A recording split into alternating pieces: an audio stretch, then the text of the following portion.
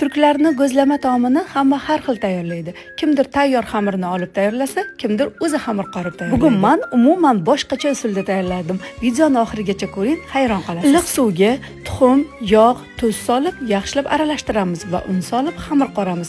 Xamir qancha yumshoq bo'lsa, go'zlamangiz shunaqa yumshoqqina bo'lib chiqadi. Xamir tinguncha nachinkani tayyorlaymiz. Ismaloqlarni muzdek suvda yaxshilab chayib olamiz. Jozif brendida hozirgi kunda 15% skidka bo'lgani uchun shu pichoqlardan olib foydalandim. Shunaqa o'tkir qo'limni ham kesib oldim. Qizib turgan yog'ga mayda to'g'ralgan piyozni solamiz va uni ustidan yog'siz qiyma solamiz. Meni usulim boshqacha degandim-ku, qiyma solib siz ham tayyorlab ko'ring, juda ham mazasi yoqadi. Past olovda pishirib olamiz va to'g'ralgan ismaloqlarni ustiga solamiz va qirg'ichdan chiqarilgan sir solib yaxshilab aralashtiramiz. Nachinkamiz tayyor. Tingan xamirni esa 8 zuvalaga bo'lib olamiz. Xamirlarni juda ham yupqa qilib yoyib chiqamiz. Yoyilgan xamirlarni ustiga yog' surasiz. Xohishga ko'ra sariyog' ham sursangiz bo'ladi. Men oddiy semichka yog'dan foydalandim. O'rtasiga nachinkani qo'yamiz va videoda ko'rsatilgandek qilib konvert qilib o'rab chiqamiz. Tagi yopishmaydigan tovangizni gazga qo'yib qizdirib olasiz. Men tovani Jozif brendidan hozirgi kunda 15% chegirmada sotib oldim. Jozif mahsulotlarini hamma ayollar yaxshi bilishadi. Video ostida qayerdan sotib olishni yozib qoldiraman. Yog'siz tovada